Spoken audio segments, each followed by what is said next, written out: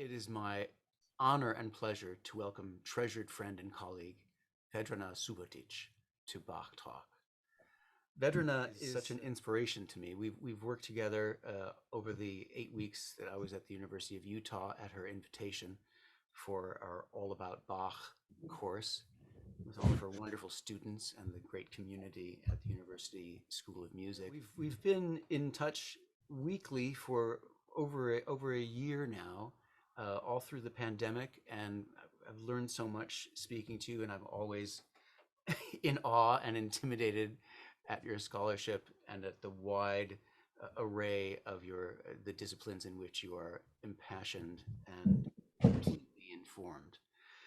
Welcome, Vedrana. And welcome to Noelle. Oh, goody. Oh, I was hoping she would be here.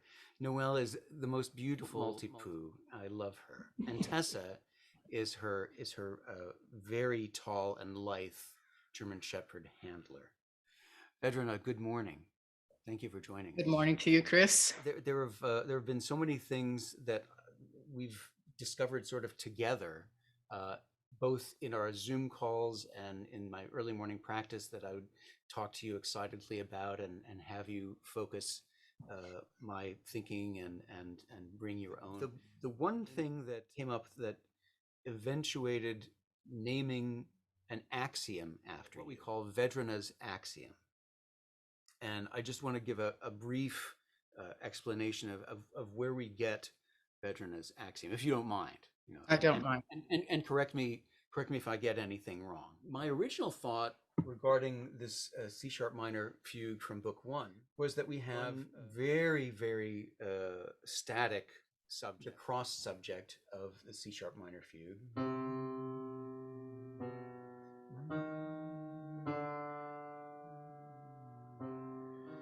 Function just like BACH, right? There are lots of cross motifs. So the number one is there.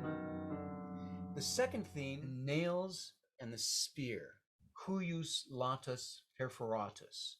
And it's really quite an unequivocal arrival of that subject, and it really does sound like nails. So those hammer strokes, those we always know he means very serious and terrible business when we have 3 notes repeated. And then we have the third theme, which is just above us here on the top of the page. And I always thought of this in terms of being, you know, double the motion and sort of double the excitement, right?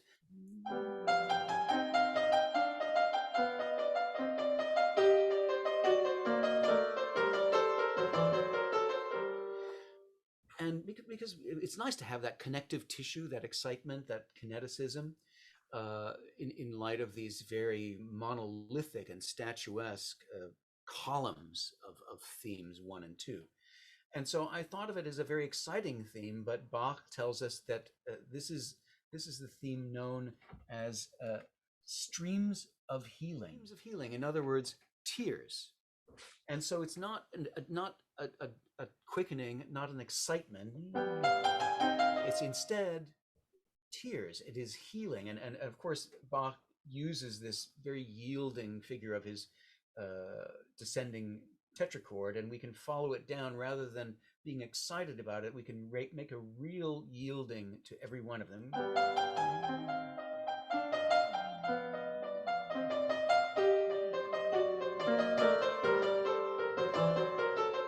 This idea of the fast notes not being more exciting. After one of our first master classes, where you said the small notes are the more expressive notes. We talked about momentum. You know, the smaller notes are traditionally used to provide momentum as opposed to provide the more expressive quality to it. And as I've taught Bach for many, many years, and you know that I started my love affair with Bach with the C minor prelude and fugue when I was, I don't know, about 10, 11, my first prelude and fugue. And over the years, I have just studied, the subgroups and the motivic elements and the counterpoint and the oral counterpoint, as well as the actual counterpoint in Bach's music, and have come away with this conclusion that smaller notes, meaning the ones that are subdividing the beat, tend to be not the carriers or momentum, but rather moments where we should take more time. And this is quite obvious in music that is inspired by vocal mediums. If you look at the middle movement of the Italian concerto, right? And we tried it, didn't we? We tried it with different passages and textures. And to this point, I think we've always come away with it being more suited to the music than less suited to the music. In a Beethoven sonata, if the notes are twice as fast, they're twice as exciting. Most times that's Yeah. true. And here it's exactly the opposite. Every time I see the quicker notes, I think instantly of Vedrana's axiom, which is to say, the smaller notes are the more expressive. And I mean, from a very local standpoint, as you say, we should think locally. How are we going to get all of these syllables on if we're looking at it as strictly just a sweep, right? Right. I think that sounds probably the lyrics are probably going to be in English. It's more Handelian than Bachian, I think, at that point. Yes, and we did talk about that as well. The German language aspect of all of those subdivisions, which yield them a more of a consonant weight rather than more fluid and florid texture. With Vedrana's axiom in mind, it's rather changed my whole concept of the piece. I usually have one big idea that I then work through all 48, and it's really been quite wonderful, especially in music that I thought I knew and loved quite well, and then looking at it through your axiomatic perspective, it's a very different thing. So I've been quoting you ad nauseum, and it's only going to get worse, Vedrana, because this morning I discovered. I've tried to make a habit of going through 12 preludes and fugues before I do anything else in the morning. Now I came up with Vedrana's corollary this morning. Okay. Which is to say, here in this C sharp major prelude, we have all small notes. I need you to focus this and probably give it more specifically scientific technical wordage, because I'm a little bit at odds. Tell me if you think this makes sense. These are all 16th notes, but I think that this figuration, particularly harmonic figurations in general, move rather frictionlessly.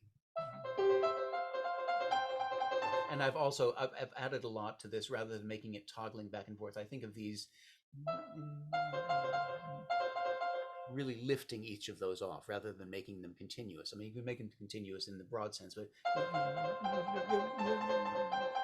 and now I feel these are still 16th notes, but we're always compelled to continue that momentum. And I think this is really where we need expressivity. And so one can say, oh well, that's a rubato calculation, a calibration, because if we're moving, then we should take time at the other end. But I really feel that it needs to be a matter of content and context, so that these move and these move less easily. How would you describe that type of motion, that contrast between those types of motion of the same figuration? I think in this particular prelude, what strikes me as the point of each of those passages where we hear the broken fifths and broken sixths that provide the melodic contour is that the conclusion of each of those passages, or the last two measures, the transition in which which leads us to the new place. So in a way, I think this particular prelude needs that kind of more expressive attention to those last few notes of each phrase because of its meaning and its purpose in this music. Secondly, I think if one really listens carefully and with an ear of an orchestrator, here in these two measures that conclude each of these phrases, that he is really moving through a richer harmonic background that is implied but not harmonized, if that makes sense. So here we don't have a harmonization, we have a pedal point, and here we have a harmonization that requires more time, because time is what allows us as listeners to absorb, the sound and to construct the sound. I've read somewhere that our sense of presence is, or present time is, constantly 4 seconds behind. I don't know if you've ever come across this.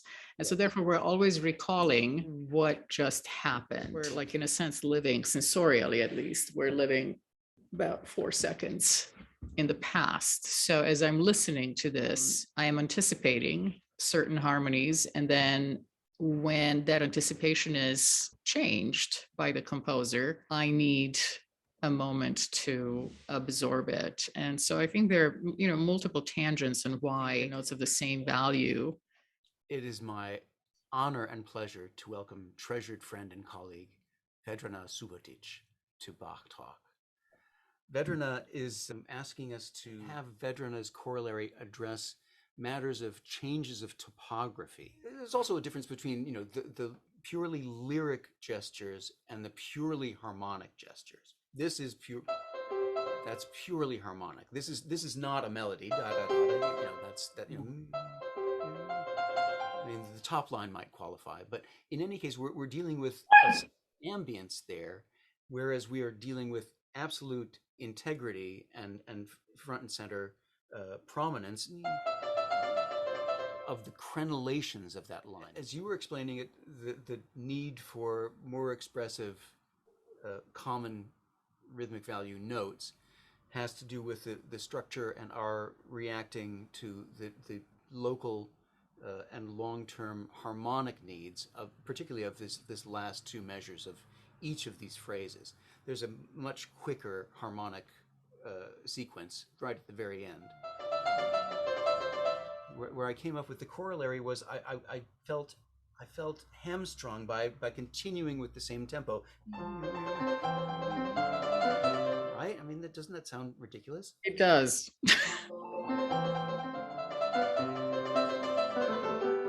And then we can start moving in, right? Yeah. That makes sense. Yes, there's so many interesting perspectives in this. Those last 2 measures are improvisatory and ornamental, as opposed to static and harmonic, like the first few measures, right? They're radiant, and these are much more. There's a radiance about the opening measures, and I think there's a rhetorical quickening.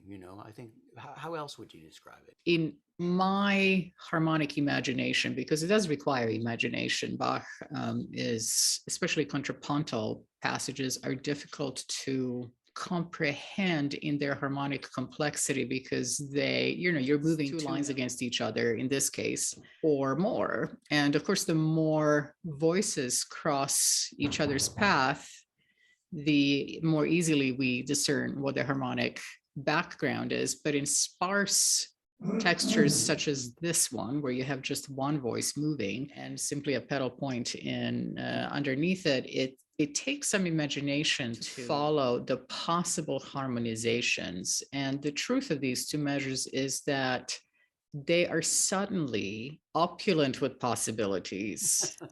All of a sudden, we have wealth of opportunities to imagine what might happen in those 2 measures, as opposed to being told in no uncertain terms in measures 2, 3, 4, and 5 that we're on a pedal point, right?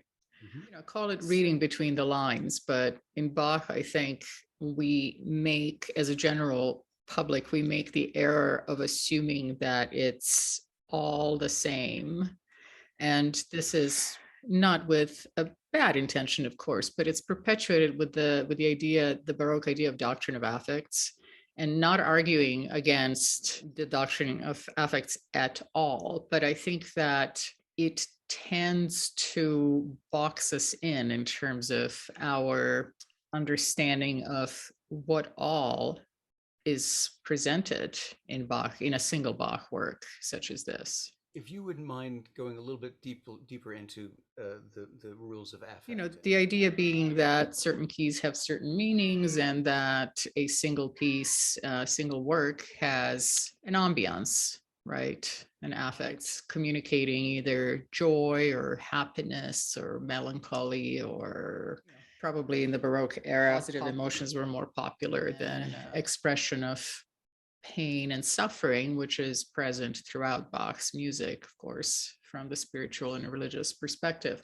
But if we take that as a doctrine of uniformity in terms of interpreting any single movement of these suites or preludes and fugues, I think it can mislead us to believe that sameness equals. It's unfortunate. I mean, we look at all of these pieces, and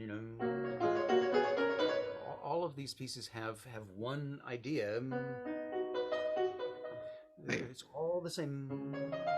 It's not a sonata movement. We're pre-classic, and so and to say that they're used as teaching pieces, well, I think we've probably figured out how to play this pattern after one bar.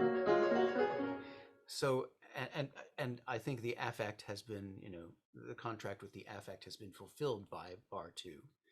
So I think the idea is the variety within a particular texture, even if it's the same texture over and over again. I think the idea, don't you, is to find the variation and the vocabulary within these. Yes, there is more than meets the eye, right? There's always more to be seen and heard in Bach's music, and listening with that open imagination for what might be there that is not immediately apparent on the printed page, I think, is perhaps the secret to unveiling Bach. Unveiling anyone, I think. I mean, we're at a disadvantage because we're looking at these notes on the page, and they seem to form a very discernible continuum, these 16th notes. And so our initial impression is to do them in a dutifully orderly fashion and in a consistent pace, but it doesn't allow us to look at the vying factions of momentum and inertia within one figure. You have to make a decision about the relationship between every two notes, a level of responsibility that we don't usually encounter. But it also, it also works against the sort of the romantic idea of the long line, so that we should be concerned with nothing else but making this sort of sticky to the key sort of thing, because that's what the piano does nicely. But yeah, I think finding the gesture, the notational gesture, as you say, within the notation, what we're trying to glean from the score is his intent. And more interesting bits about that first phrase, which repeats as a variation topographically, because he goes through different keys. In C sharp major, what an odd topography for Bach, right? So that makes it quite awkward in certain areas of the prelude, transitioning and fighting with the sticking one's fingers into contorted positions just to get into the next nicely arpeggiated chord. But another interesting thing about reading between the lines is the rhythmicity. So the opening bar has a dip in the middle, right? It's got like V shape, if you will. Yeah. And then what happens is that in the left hand, we see another V shape, a very slow one, like an arc. And then when we get to the last two measures, 7 and 8, there is a definite emphasis on the second beat, which is interesting to me, because the first measure has this note right here, which gives it a rhythmic pulse right here. In the right hand, in the middle? In the middle, right. The middle is, if you will, heavier than the top, just because of the nature of the gesture evolving, going down and up from, right? And the nature of overtones. It's always good to have a nice low note to fill in the upper overtones. Right? I mean, why didn't he write it E sharp, C sharp, E sharp, C sharp, E sharp, C sharp? Why did he add the G sharp, right? Yeah, he could have just continued, or started with the same pattern. So obviously there's a reason why the first measure it encompasses more than just a single interval. And I think that idea is constantly in conflict, that the weight is in the first part of the measure versus the weight being on the second beat. So you see that a little bit in the first measure, and then he takes the last two measures, and really in measure 8, where the left in comes in with a lead in. Yeah, that's really kind of the crux of the dialogue. The dialogue is really the most intense at that moment, and it gives weight to that second weaker part of the measure. So the rhythmicity, Bach's rhythmicity is just so interesting, not only his counterpoint and his harmonizations and the implied harmonizations, but also the way he plays around with rhythmic tropes, I think is really interesting.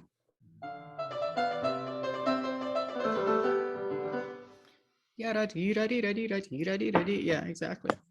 It's different. And here he's actually giving a little bit more to the. There's more play between the first and second beat. There's more of an integrity to all three beats of the measure, whereas before it's and I try and cultivate them, cultivate each one of those as a separate thing, and they have their own long range momentum. But yes, it's all of a sudden very much three. I think we could conduct the first 6 measures in one. We should. We might have to subdivide first 6, 7, and 8. Yeah. I'm going to have to quote something that Stanley Ritchie, who's a Baroque violin professor at IU, said: all Baroque music that is in 3 is really in 1. I yet have to find an example where I would be in disagreement with that. So this being in triple meter, which is also another interesting aspect, right? The metric, the odd numbered meter is interesting for a piece that is not a jig. Every piece that I can name that has a triple meter, Bach is constantly playing with the inherent duple within that. I mean, just the existence of 3/16 and 3/16 within a 3/8 would be reason for him to really engage. Here, he does none of that. Absolutely none of it. There's no ambiguity. There's no hemiola. There's none of that. Not even when we. It's all really strictly all 3, all in 3, and as you say, all in 1. I find it a very odd phrase construction, though. I mean, now that we're talking about groupings, if it's an 8 measure phrase, it's problematic in every division that is standard. Yes. One cannot group it as 4 plus 4. One cannot group it as 2 plus 2 plus 2 plus 2. So it does not follow a concept of duple or even pairs, which is something that we are so accustomed to, the symmetry. It's a very asymmetrical piece, and having played it and taught it many times, I hear the struggle in pianists who are learning this piece on how to actually group the measures so that some kind of a hyper structure, rhythmic structure to it. As one looks at it, it clearly doesn't fit into the 4 plus 4 or 2 plus 2 plus 2. So then which is it? You could say that it's 3 plus 2, or is it 3 plus 2 plus 3, right? How is that 8 divided? I think we can give in to our Chopinesque instincts and say the first 6 measures are of a piece, and that's scandalous of me to say, because I don't believe that there's any grouping worth having outside of 2. I'm very binary, but in this case, it's really one world, and then the last 2 measures are a completely different world, or it's like one fantastic dance sequence, one some grand jetés, and then a lot of little really tiny calibrated business in the last 2 measures. It would be visually stunning to have that kind of trajectory and then colloquy, sudden Petrushka like activity. Well, we started with the axiom and the corollary, and we're talking about the melodic contour and how it changes. But if I had to commit myself to a division of 8 that works. I think it's a 7+1. Let's look at the arc in the left hand.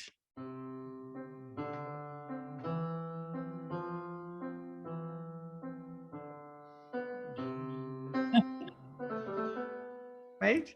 That's our little implied cadence right there. At the end of measure 6 into measure 7, and then measure 8, which should have been part of that tetrachord-like symmetry that we often find in classical and Baroque phrases, is almost an addendum. It's the most conversational. We talked about that. It's the moment where one phrase ends and the other one begins. It's sort of like a no man's land piece of land. It's an elision. It's a Mhm. musical elision. Yes. Then, the 7, the odd number of measures to complete the arc. I do a little bit of organization so that I'm sort of looking at the left hand as two voices. Mm. And I'm looking at it I'm looking at those top C sharps, and I'm saying that I've got it marked. As you can see, I've got it marked so that they start pretty short.